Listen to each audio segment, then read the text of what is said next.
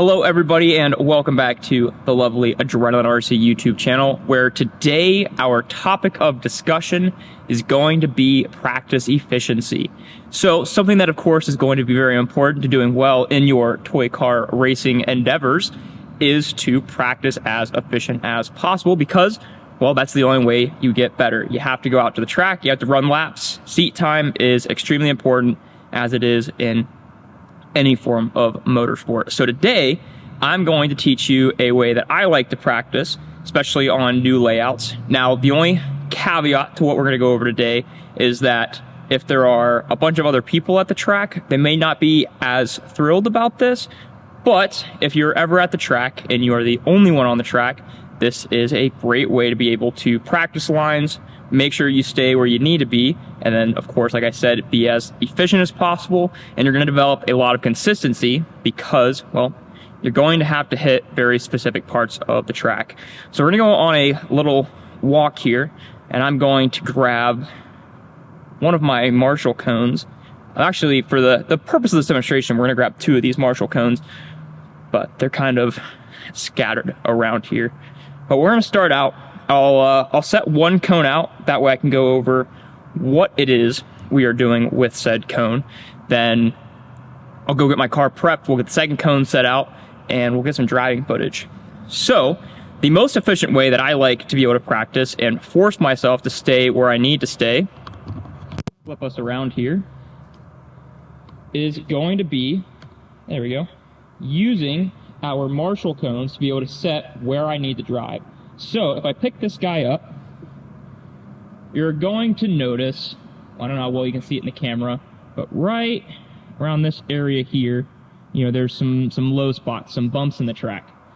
So a good way, and even if those bumps aren't there, a good way to be able to practice is to put the cone in a specific spot, so that way, well, you can't hit that at all. So when the track gets bumpy like this here, it makes it to where, well, now you know exactly where to avoid. The other thing it does is, let's say that bump wasn't there. Obviously the traditional racing line in the corner is going to be, stay as tight on this pipe as possible to carry your corner speed. So by putting this cone here, it makes it to where you can't bleed out any further, because obviously if you bleed out any further, well, you're gonna hit a cone, and then you might have to walk down and marshal your car. So the entire goal of this is to force yourself to take the correct racing lines. That way you develop the throttle inputs, the steering inputs where they need to be. Obviously we're racing on dirt, so there's gonna be some variability for like grip levels and stuff, you know, depending on what day you're at the track. But at the very least, it teaches you to always hit the same line over and over and over again and develop that consistency. And like I said, I do this for myself, especially if I notice that I start driving a bit more rowdy. So here on our indoor track, it is extremely, extremely important to stay tight on the pipe relatively. Obviously, in some cases, you'll bleed out a little bit. That way you can carry corner speed. But it's very, very important to stay tight on the pipe. So when me and Lee are doing our hot lap battles out here, I notice that sometimes I try to start pushing a little too hard, and then I blow the racing line, and then I end up having slow laps. So this makes it to where I have to drive the right racing line. I have to make sure that I'm driving properly, I'm not overdriving the car, and I'm always positioning the car where it needs to be. So that way, when I take this cone off and continue doing my practice, and then also go into race days, I can make sure that, again, I'm consistently placing the car exactly where it needs to be. And then, you know, your consistency level could go from maybe you average a 90% upwards of, you know, you're now going to become a 97, 98, 99. And that's very, very important with racing. Consistency does win races. You can be the fastest guy on track, but if you're not consistent, well, then that speed can only get you so far, because obviously then if you're making mistakes, you have to keep making up that time. So what I'm gonna go ahead and do is I'm gonna get our second cone set out, do a little bit of driving footage, that way you guys can see a live interpretation of how to use this.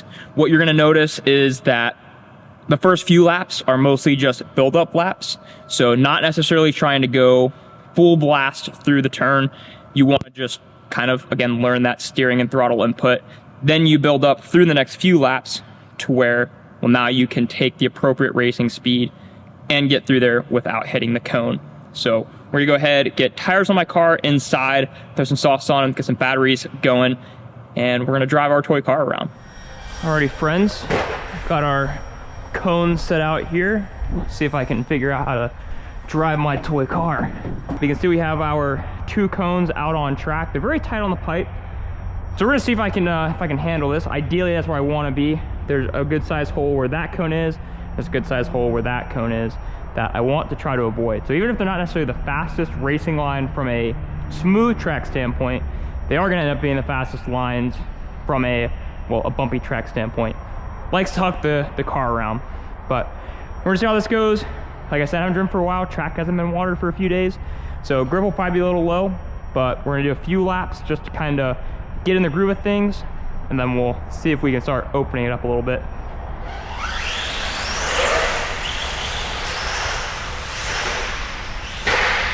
Oh yeah.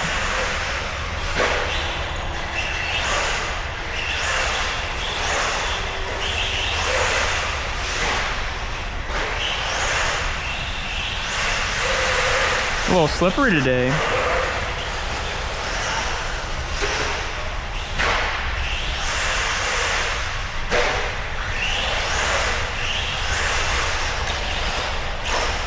There you go. We've already slid off into the cone once.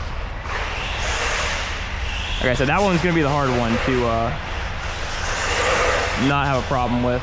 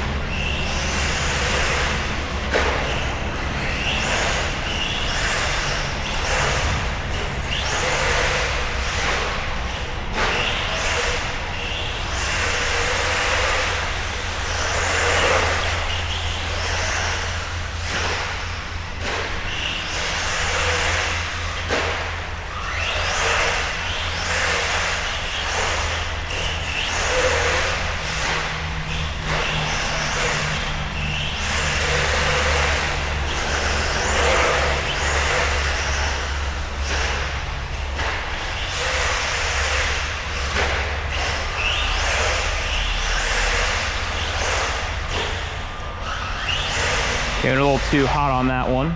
We're starting to get a good groove going.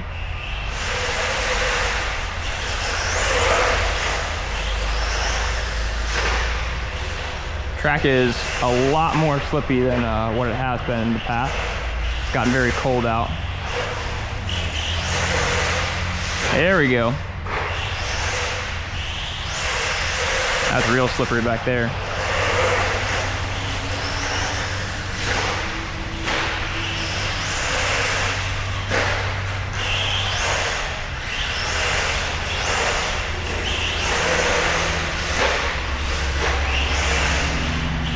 That's the line.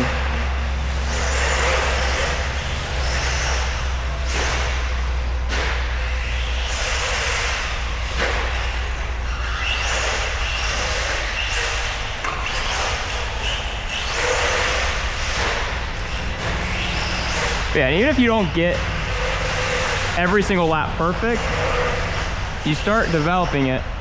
So that way, when you do take those cones off, yeah, you'll move around a little bit, but you're gonna be a lot tighter on your lines there. Probably should stop talking, because if you guys haven't noticed, every time I talk while I drive, I immediately start making mistakes.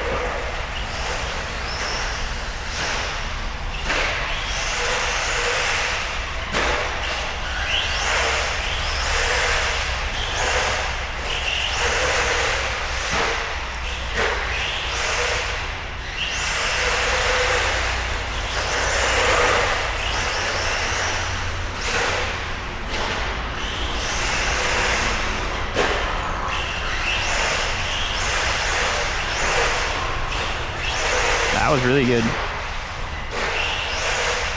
That, not so good.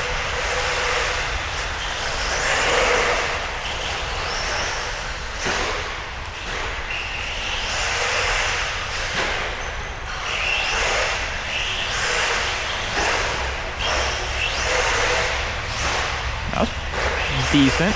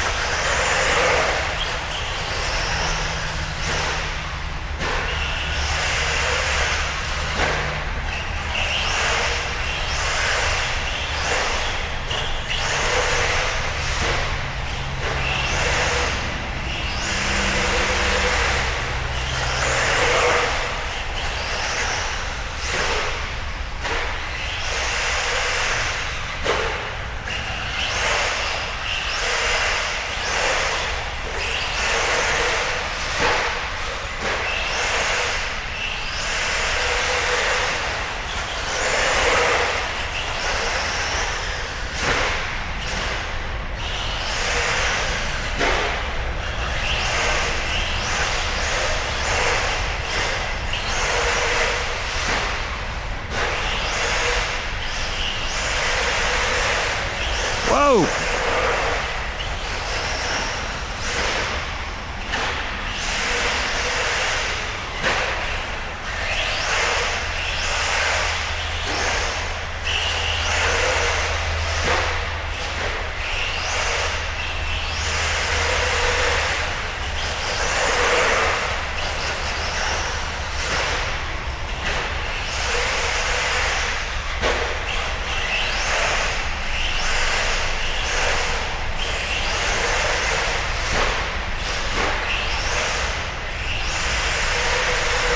Freaking cold.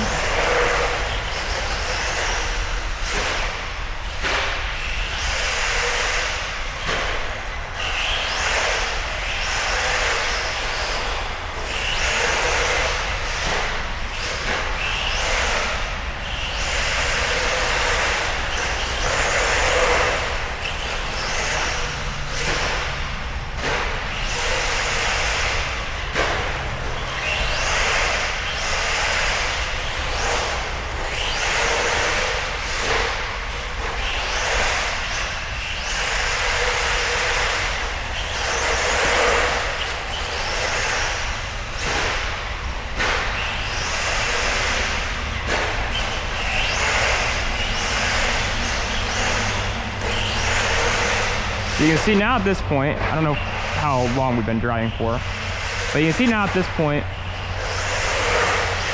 I'm pretty much able to take the normal racing speed through there. Now if I'm gonna say that, and I'm gonna mess it up this lap. But you can see after just a few laps of developing, we've gotten pretty good at hitting the same marks every single time, which is extremely important. And you'll probably notice from this video that my next point to move my cones, now that I've gotten pretty good here, is gonna be this corner here. A lot of times I can get it right on that pipe, but you'll notice that today at least, with the little bit lower grip, I am kind of struggling to keep it tight on the pipe there. So for another practice session, that's probably where I would move the cones to. Now, if you have access to a bunch of cones like I do, you could set a ton up throughout the track. But for just learning different sections at a time, this is a really good way to do it. That was dialed. You see right there, normally, maybe I would come through that too hot. But I recognized, because the cone was there, hey, I'm coming in at the wrong angle.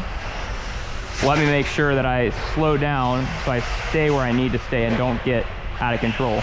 So even though I lost time there, I lost less time than what I would have. And that's very important. You know, this isn't necessarily always, oh dear. Well, and that's why you don't talk while you drive. Hold please.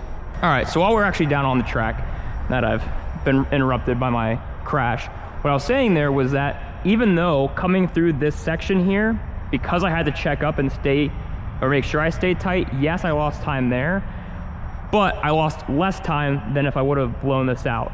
So that's the other thing too. Every time you go on the track, it's gonna be a little bit different. We are on dirt. So it's important that even if you are slightly offline or you're not carrying as much speed, it's the ability to be able to minimize how much that hurts your lap. So even though, like I said, maybe I lost a tenth or two there, I could have lost 4 or 5 tenths just blowing super far out wide here. So it's very important to also recognize that when you're on dirt, every single lap is going to be different. There is never, unless you're on like a perfect like sealed ultra high grip track, every lap is going to be slightly different. There is no perfect every single lap. It's about minimizing how much those imperfections will actually hurt the overall lap time. We'll go over that more at the very end, but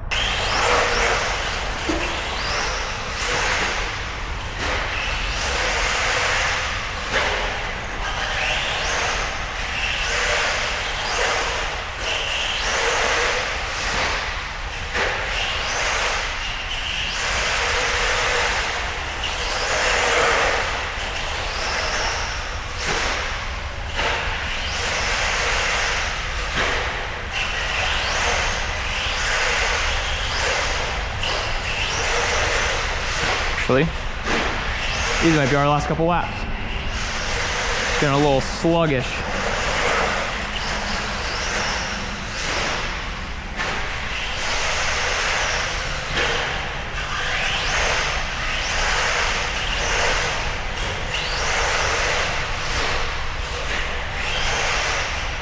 I was trying to be a hot boy there.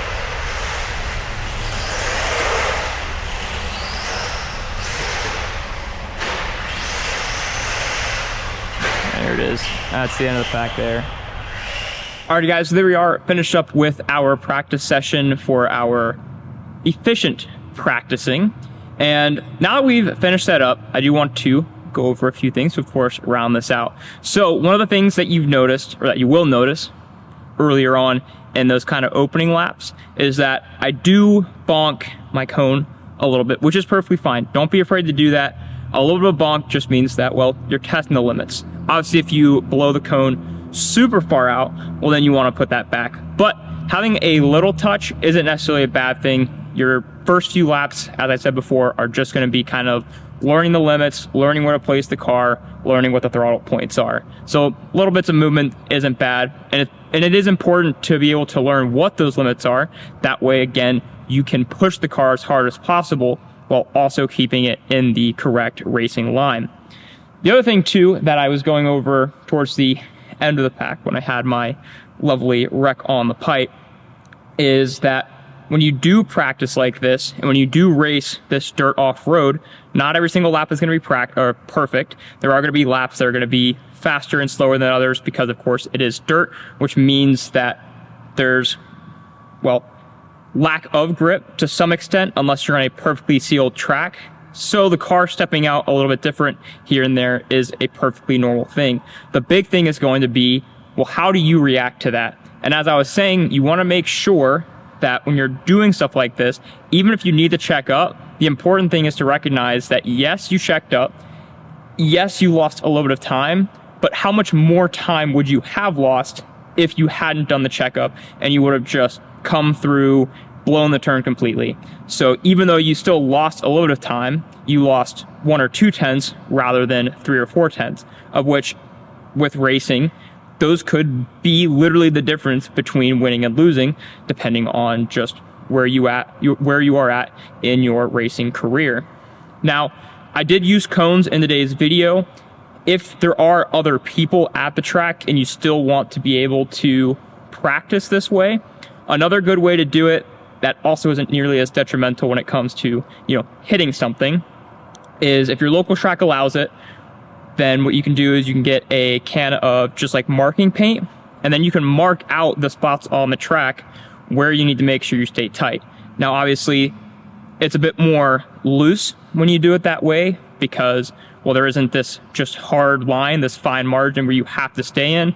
You can still do that kind of, oh, I overshot the turn and then way blew out the line.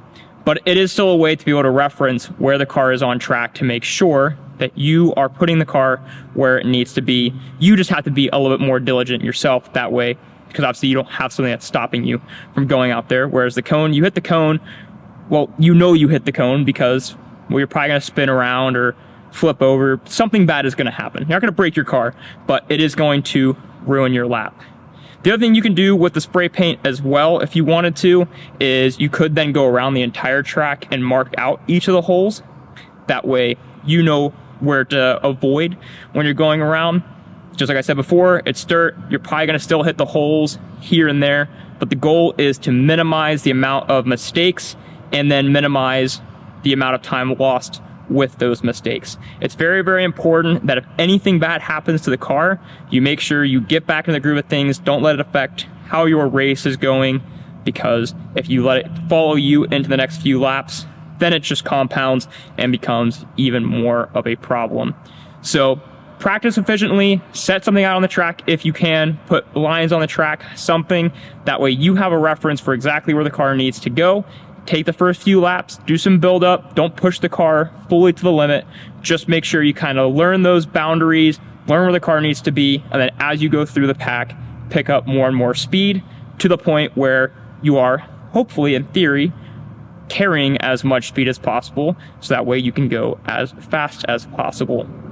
So that'll round out our main topic for today. I do want to remind everybody, got it sitting right over here, that we do still have our waffle going on for the Sparco F8T Nitro truck. As of now, we have sold like half of the tickets. I think we're right at the 50 ticket mark. So we are almost ready to do our spin the wheel. And as always, whenever all those tickets sell, we will spin the wheel live on this channel, and then we will announce the winner live. That way you guys know exactly who won, how everything gets stacked up, and then of course the winner can be announced and we can work on getting that individual their vehicle. So there were 100 total tickets. There's 50 tickets left. It's $15 a ticket. You can buy as many tickets as you want, but once all of those 100 tickets are sold, then of course that will be it. We'll load all those names into the spin the wheel, spin it, and then we'll find out who our winner is. If you are in the main portion of the United States, your shipping will be covered. If you are somewhere like Hawaii, Alaska, or somewhere overseas in a different country, then we would have to have you provide the shipping. But if you are in the main portion of the United States, it is totally covered. We'll get the car shipped out to you as soon as possible. So that link will be down in the description below. As soon as those tickets sell out, we will of course announce our winner of our Sparco F8T Nitro truck. So best of luck to you. Thank you for joining me today. Make sure you get out to the track, get as much efficient practice in as possible, and we'll catch you guys next week for an all new video.